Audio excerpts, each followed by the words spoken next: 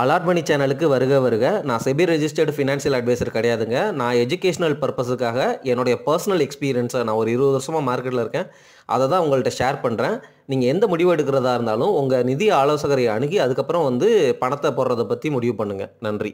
Allot மணி சேனலுக்கு வருக வருக. இந்த சேனலுக்கு இன்னும் நீங்கள் சப்ஸ்கிரைப் பண்ணலைன்னா தயவு செஞ்சு சப்ஸ்கிரைப் பண்ணிக்கோங்க. பெல் பட்டனையும் கிளிக் பண்ணிக்கோங்க.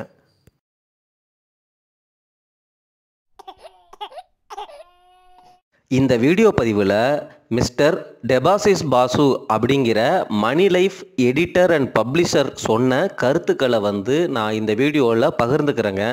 இந்த கருத்துக்கள் எல்லாமே ஆளுகின்ற மோடி கவர்மெண்ட்டுக்கு எதிராக இருக்குது. ஆனால் நம்ம சேனல் யாருக்கும் எதிரானவங்க கிடையாது. நம்ம ரொம்ப ரொம்ப குட்டி சேனல், பொலிட்டிக்கலி நியூட்ரல் சேனல்.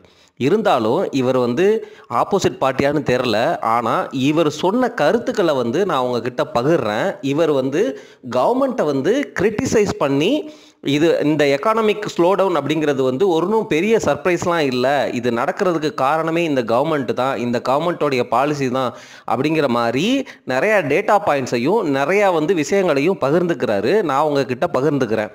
இதே சமயத்தில் நான் உங்ககிட்ட சொல்லிக்கிறது என்ன அப்படின்னா, பாசிட்டிவாக இந்த கவர்மெண்ட்டை பற்றி ஏதாவது வீடியோ எனக்கு தெரிஞ்சிச்சுன்னா அந்த வீடியோவையும் எனக்கு பிடிச்சிருந்துச்சு அப்படின்னா அந்த வீடியோவில் உள்ள கருத்துக்களையும் எடுத்து கண்டிப்பாக பதிவிடுவேன். அதனால் இதை நீங்கள் பொலிட்டிக்கலாக எடுத்துக்காதீங்க. இதில் என்ன மாதிரி கிரிட்டிசிசம் இருக்குது அப்படிங்கிறத நம்ம புரிஞ்சுக்கலாம் அப்படிங்கிறதுக்காக தான் இந்த வீடியோ பதிவு.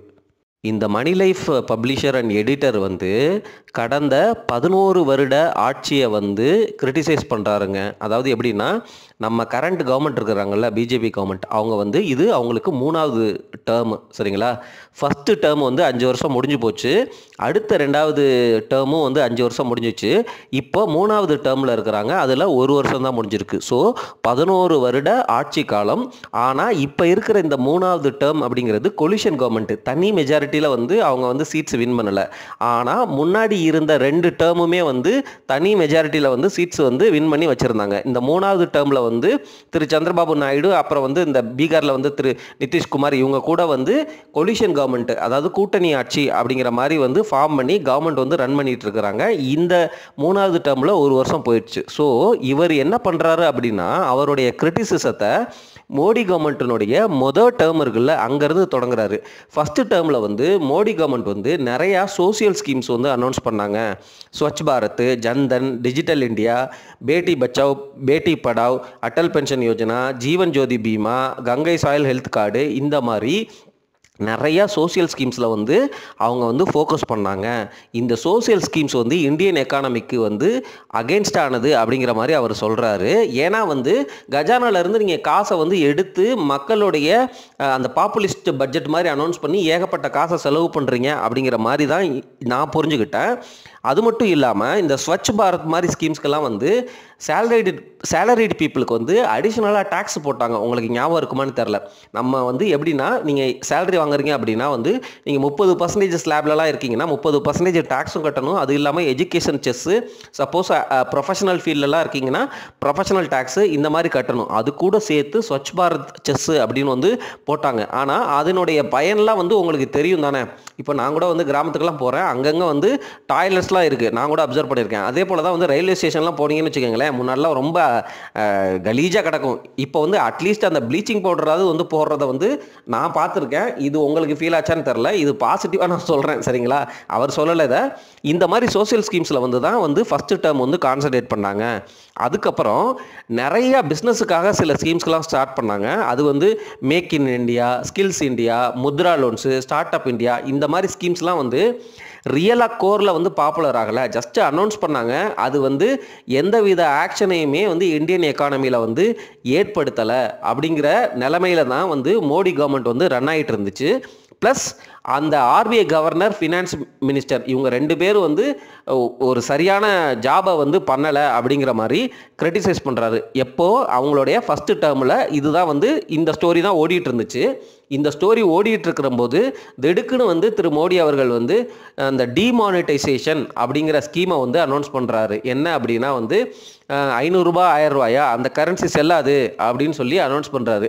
மக்கள் எல்லாம் எவ்வளோ கஷ்டப்பட்டாங்க அப்படிங்கிறத நீங்களே நினச்சி பாருங்கள். கையில் 1000 ரூபாய் இருந்துச்சு அப்படின்னா அதை ஏடிஎம் மூலமாக எடுக்கவும் முடியாது உங்களால். நீங்கள் பேங்க்கில் நின்று மாற்றுறதுக்கு கியூவாக நின்னாங்க, இறந்து கூட போனாங்க ரொம்ப ரொம்ப அன்றாட கூலிகள்லாம்.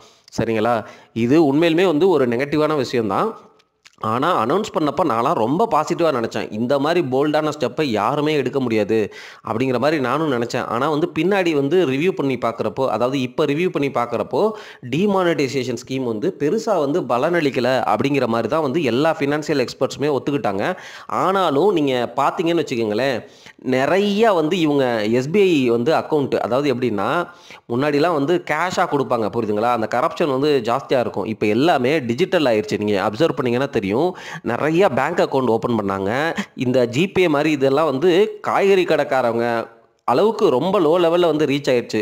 அது வந்து அந்த டிஜிட்டல் எக்கானமி அப்படிங்கிற எக்கானமி வந்து பாசிட்டிவாக தான் நான் பார்க்குறேன் பர்சனலாக. இது வந்து அவர் சொல்லலை, அவர் நெகட்டிவ் மட்டும் தான் பேசினார்.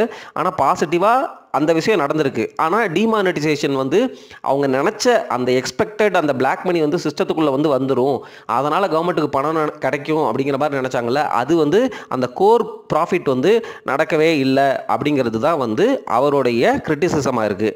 சரி, இந்த டிமானிட்டைசேஷன் பண்ண உடனேயே ஏகப்பட்ட ஜாப் லாஸ் வந்துருச்சு. சிறு குறு தொழிலெலாம் நடத்திட்டு இருந்தவங்க ரொம்ப கஷ்டப்பட்டாங்க. கிட்டத்தட்ட கன்சர்வேட்டிவ்னா சேஃபாக சொன்னாலே 1.5 மில்லியன் ஜாப்ஸ் வந்து போயிடுச்சு அப்படிங்கிற மாதிரி இந்த டிமானிட்டைசேஷனுடைய இழப்பு இந்தியன் எக்கானமியில் வந்து ஒரு மிகப்பெரிய இழப்பு அப்படிங்கிற மாதிரி வந்து இவர் கிரிட்டிசைஸ் பண்ணுறாரு. சரி, டிமானிட்டைசேஷனில் தான் நீங்கள் வந்து கரன்சியெல்லாம் இது பண்ணி எக்கானமியை வந்து டிஜிட்டல் எக்கானமியாக மாற்றுறீங்க அப்படின்னு சொல்லிட்டு ஒரு ஸ்ட்ரிக்டான மெஷர் எடுத்துட்டீங்க, போல்ட் டெசிஷன் எடுத்துட்டீங்க. ஆனால் அந்த எடுத்த மெஷருடைய தாக்கம் அது வந்து ஃபுல்லாக வந்து இந்தியன் எக்கானமியிலேருந்து நீங்கி மக்கள்லாம் வந்து நார்மல் லைஃபுக்கு வர்றதுக்கு முன்னாடியே ஜிஎஸ்டி அப்படிங்கிற அடுத்த ஆயுதத்தை எடுத்து மக்களை வந்து கொடுமைப்படுத்திக்கிட்டீங்க. ஒரு poorly planned and hastily implemented GST அப்படிங்கிற வார்த்தையை வந்து அவர் யூஸ் பண்ணுறாரு. அதாவது என்னென்னா, சரியாக பிளான் செய்யாத, அதே சமயம் அவசர கதியில் வந்து ஜிஎஸ்டியை வந்து இம்ப்ளிமெண்ட் பண்ணிட்டாங்க. இது ஆல்ரெடி வந்து மக்கள்லாம் இந்த டிமானிட்டைசேஷனில் கஷ்டத்தில் இருந்தாங்க. ஆனால் இந்த ஜிஎஸ்டியை இம்ப்ளிமெண்ட் பண்ணி அவங்க அந்த பிஸ்னஸில் வந்து சப்ளை செயின்லாம் இருக்குல்ல, அதை வந்து உடச்சி இஷ்டத்துக்கு வந்து எக்கானமியை வந்து பால்படுத்திட்டாங்க அப்படிங்கிற மாதிரி சொல்கிறாருங்க. ஸோ இந்த முடிவில், இந்த டிமானிட்டைசேஷன் அதுக்கப்புறம் வந்து இந்த ஜிஎஸ்டி முடிவில் 2019 பார்த்தா இந்தியன் எக்கானமிக் இண்டிகேட்டர் எல்லாமே வந்து நெகட்டிவில் வந்து சொல்லிச்சாங்க. பயங்கரமாக இட் வாஸ் ஃப்ளாஷிங் ரெட் அப்படிங்கிற மாதிரி சொல்கிறாரு. என்ன சொல்கிறாரு? Rising unemployment, poor export growth, punitive tax rate வந்து ரொம்ப அதிகமாக இருந்துச்சு. அதுக்கப்புறம் டெரரிசம்ங்கிற வார்த்தையை இவரும் யூஸ் பண்ணுறாரு. அதுக்கப்புறம் வந்து பப்ளிக் செக்டரில் வந்து ஏகப்பட்ட கரப்ஷனு அப்படிங்கிற மாதிரி வந்து சொல்கிறாரு. அதுக்கப்புறம் வந்து ஜிடிபி க்ரோத் ரேட் வந்து 5% வந்து குறைஞ்சிருச்சு 2019. இதில் மிகப்பெரிய சூட்சமம் என்ன அப்படின்னா, நம்ம மோடி கவர்மெண்ட் வர்றதுக்கு முன்னாடி வரைக்கும் ஒரு ஃபார்முலா வச்சுருந்தோம் ஜிடிபியை கால்குலேட் பண்ணுறதுக்கு. இவங்க வந்ததுக்கப்புறம் ஒரு ஃபார்முலாவை வந்து கண்டுபிடிச்சி அனௌன்ஸ் பண்ணாங்க. ஸோ இந்த ஃபார்முலா பிரகாரம் 2019 5%. ஆனால் பழைய ஃபார்முலாவில் அதே ஜிடிபியை கால்குலேட் பண்ணிங்கன்னா 3.5% தான் அப்படிங்கிறத நம்ம உணர்ந்து கொள்ளணும். இப்போ என்ன நடக்குது அப்படின்னா, இந்தியா மாதிரி எக்கானமிக்கு பழைய ஃபார்முலாலே உங்களுக்கு வந்து 8% க்ரோத்து, 9% க்ரோத்தெல்லாம் வந்து திரு மன்மோகன் சிங் பீரியடில் நான் கேள்விப்பட்டிருக்கிறேன்.